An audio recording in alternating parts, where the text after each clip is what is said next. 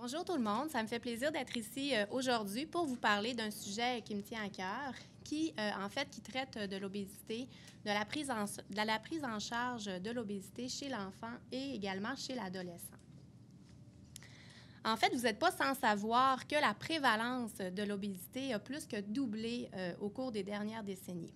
En fait, si on regarde les statistiques de 1970, de la fin des années 70, on rapportait à ce moment-là qu'il y avait environ 5 des enfants et des adolescents qui étaient obèses.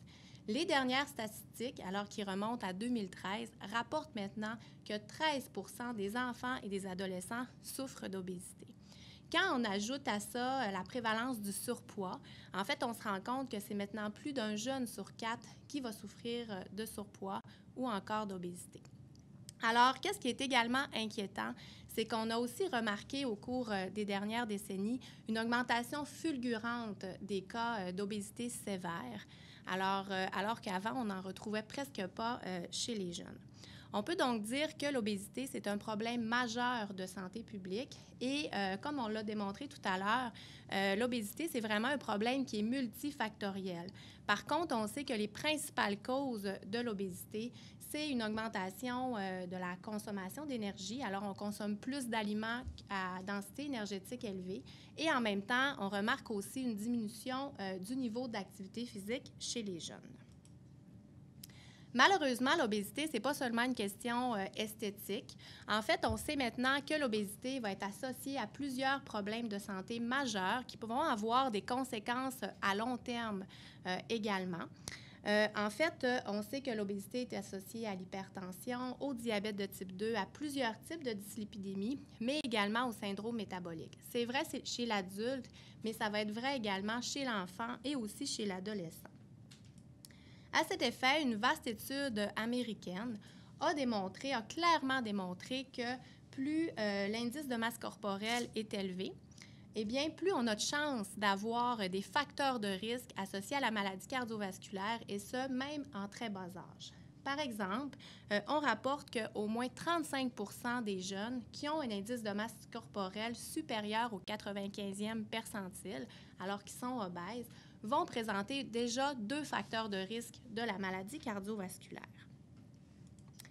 Qu'est-ce qui est également inquiétant, c'est que les jeunes qui sont en problème d'obésité vont avoir une augmentation de leur chance aussi de conserver ce surplus pondéral-là à l'âge adulte. En fait, cette étude-là qui a été publiée dans le New England Journal of Medicine a clairement démontré que les chances de conserver le surplus pondéral à l'âge adulte est très élevée. En fait, on rapporte qu'en moyenne, 62 des enfants et des adolescents qui sont obèses vont devenir également des adultes obèses. Et ce chiffre-là devient encore plus important lorsque les parents souffrent également d'obésité. Alors, ce qui démontre, encore une fois, vraiment l'importance de l'environnement aussi. Dans ce tableau-là, on peut également remarquer que lorsque l'obésité va être encore présente à l'adolescence, eh bien, les chances de devenir un adulte obèse sont encore plus importantes. Qu'est-ce que ça nous dit? C'est que ça nous dénote finalement que c'est important de favoriser la prise en charge de l'obésité dès l'enfance. Également, les jeunes qui souffrent d'obésité vont également être plus à risque de développer une maladie cardiovasculaire à l'âge adulte. Encore une fois, c'est une étude qui provient d'une vaste cohorte américaine et qui a clairement démontré qu'il y avait une association linéaire entre l'indice de masse corporelle et également le risque de développer une maladie cardiovasculaire à l'âge adulte. Alors, on dit qu'en moyenne, les jeunes obèses vont vraiment développer une maladie cardiovasculaire plus tôt dans leur vie. En fait, c'est d'ailleurs pour cette raison-là qu'on mentionne souvent que la génération actuelle, qui est composée d'enfants, d'adolescents obèses, ça risque d'être la première génération de l'histoire qui va avoir une espérance de vie qui va être plus courte que celle de leurs parents.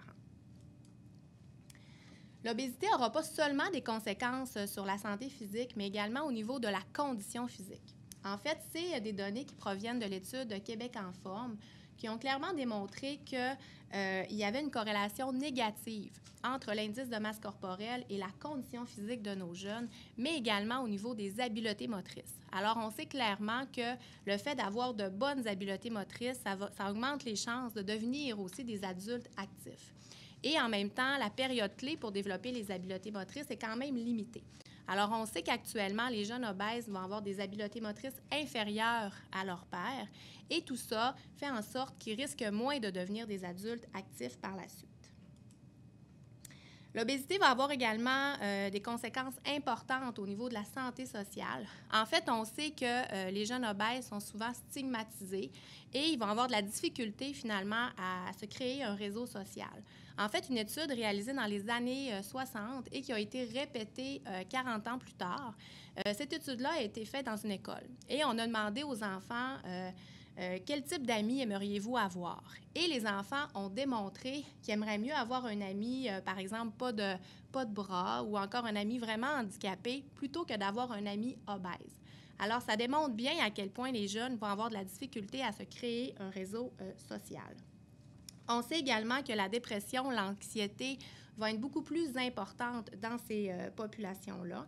Et une étude a également démontré que les jeunes obèses avaient un niveau de détresse psychologique qui était comparable à des jeunes qui souffraient d'un cancer, donc qui étaient traités pour une leucémie.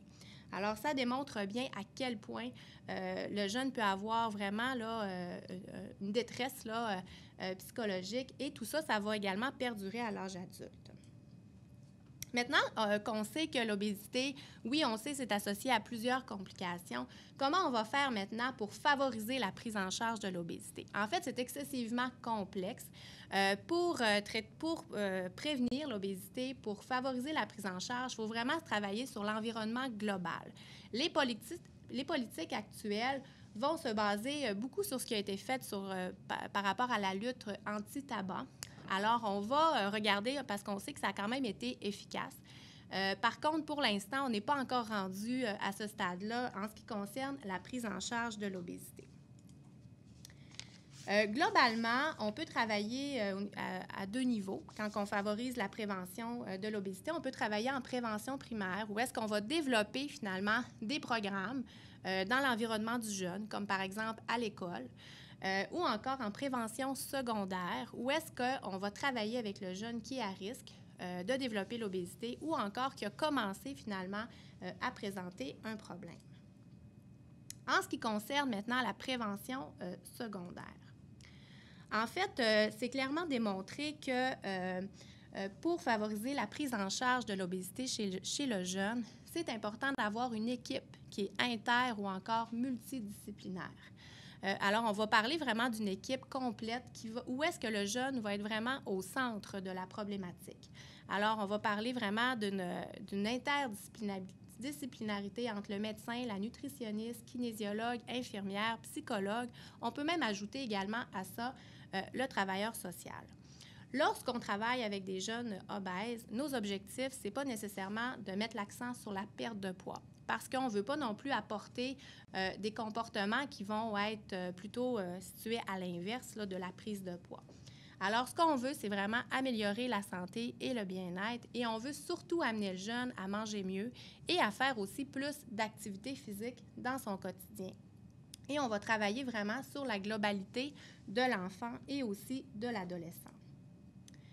En fait, les lignes directrices québécoises en ce qui concerne la prise en charge de l'obésité démontrent qu'il faut avoir une approche nutritionnelle, une approche axée sur l'activité physique, une approche qui va être axée sur la réduction des loisirs sédentaires, mais aussi une approche de gestion du comportement. Parce que, qu'est-ce qu'on veut? C'est vraiment apporter des changements à long terme qui vont perdurer dans le temps. Et on sait que changer les habitudes de vie, c'est un aspect qui devient extrêmement difficile. Et c'est clairement démontré dans la littérature que les interventions pour favoriser la prise en charge de l'obésité vont être beaucoup plus efficaces lorsqu'on utilise au moins deux approches. C'est des données qu'on a recueillies finalement il y a quelques années. En fait, à Chicoutimi, on a fait une étude de prise en charge de l'obésité chez l'enfant et chez l'adolescent, où est-ce qu'on a recruté finalement des adolescents qui ont été suivis pendant une période de 16 semaines par une équipe multidisciplinaire. Alors, on parle de psychologues, travailleurs sociaux, kinésiologues, nutritionnistes, médecins et également infirmières.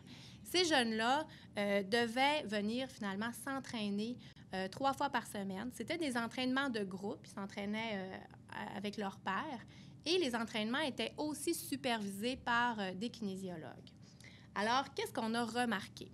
En fait, ici, vous avez le temps 1, donc initialement. On voit qu'il n'y a pas eu de changement significatif au niveau du poids durant l'étude. Alors, durant les 16 semaines, donc ici, vous avez en vert, il n'y a pas de changement. On n'a pas réussi à leur faire perdre du poids. Par contre, durant les 16 semaines, les jeunes ont grandi. Alors, on était peut-être un peu déçus au départ. On s'est dit, ils n'ont pas perdu de poids. Mais par contre, ils ont continué leur croissance.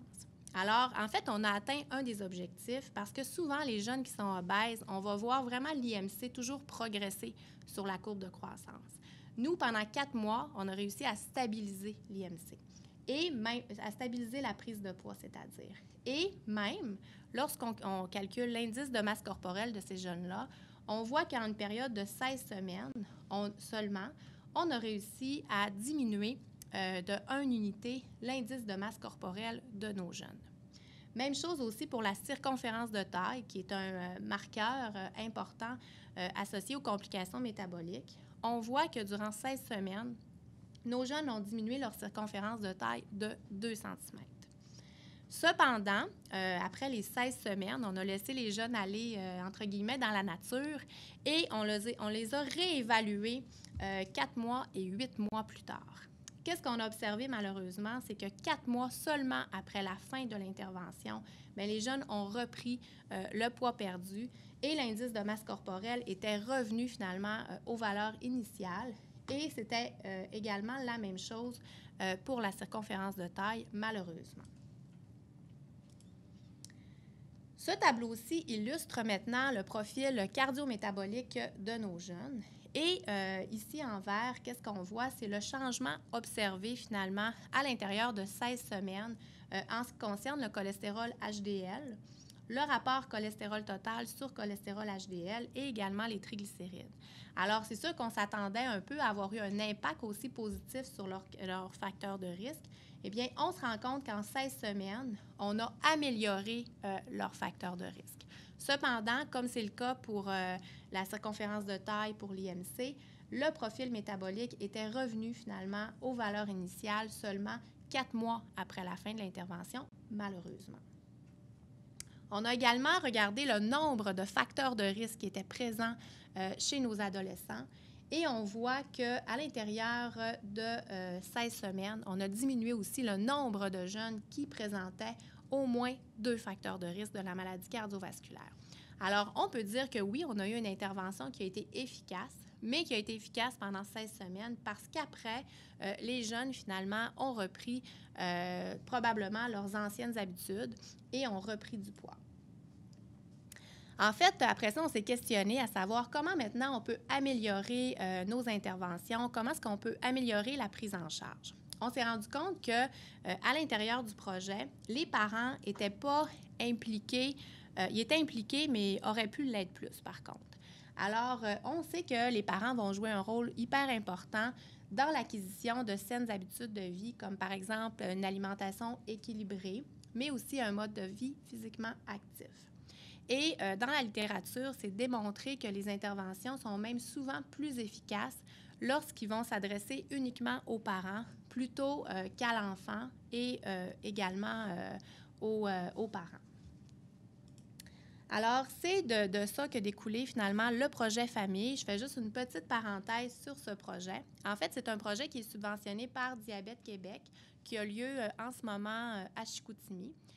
En fait, c'est un projet, on est présentement en période de recrutement, donc on n'a pas encore de données à présenter, mais où est-ce qu'on recrute des familles? Alors, c'est des familles qui ont au moins un adolescent qui est obèse et ces familles-là vont être suivies à domicile par une nutritionniste et aussi par un kinésiologue pendant une période de 12 mois.